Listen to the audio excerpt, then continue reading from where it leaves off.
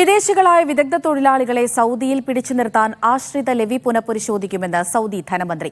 പ്രവാസികളുടെ പണം കൂടുതലായി സൗദി വിപണിയിലേക്ക് എത്തിയാൽ കുടുംബത്തിനുള്ള ലെവി പുനഃപരിശോധിക്കുമെന്ന് മന്ത്രി പറഞ്ഞു. ഒരു സ്വകാര്യ ചാനലിന് നൽകിയ അഭിമുഖത്തിൽ സംസാരിക്കുകയായിരുന്നു അദ്ദേഹം. മൂല്യവർദ്ധിത നികുതി നിലവിൽ പുനഃപരിശോധിക്കില്ല എന്നും മന്ത്രി വ്യക്തമാക്കി. സൗദിയിൽ നിലവിൽ സ്ഥിരം വിസയിൽ കുടുംബത്തിനെയോ അംഗങ്ങളെയോ കൊണ്ടുവരാൻ ലെവി ഈടാക്കുന്നുണ്ട്.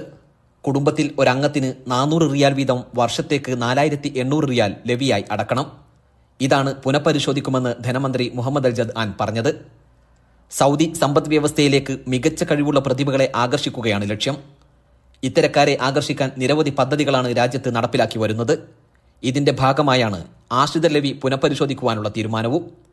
ആശ്രിത ലെവി പുനർനിർണ്ണയിക്കുന്നതിനെക്കുറിച്ചുള്ള പഠനങ്ങൾ പുരോഗമിക്കുകയാണെന്ന് ധനമന്ത്രി പറഞ്ഞു.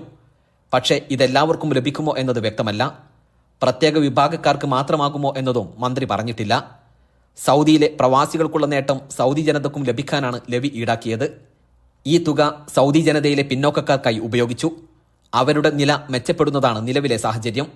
വാറ്റും ഇതേ ആവശ്യത്തിന് ഉപയോഗപ്പെടുത്തി. നിലവിൽ പ്രവാസികളുടെ ചെലവഴിക്കൽ സൗദിയിൽ വർദ്ധിച്ചു വരികയാണ്. ഈ സാഹചര്യവും ലെവി പുനഃപരിശോധിക്കുന്നതിന് പരിഗണിക്കും. അതേസമയം സൗദിയിൽ നടപ്പാക്കിയ വാറ്റ് അഥവാ മൂല്യവർദ്ധിത നികുതി കുറക്കാൻ നിലവിൽ ആലോചനയില്ലെന്നും അദ്ദേഹം കൂട്ടിച്ചേർത്തു. Gafoor Kondotty, media 1, Jeddah.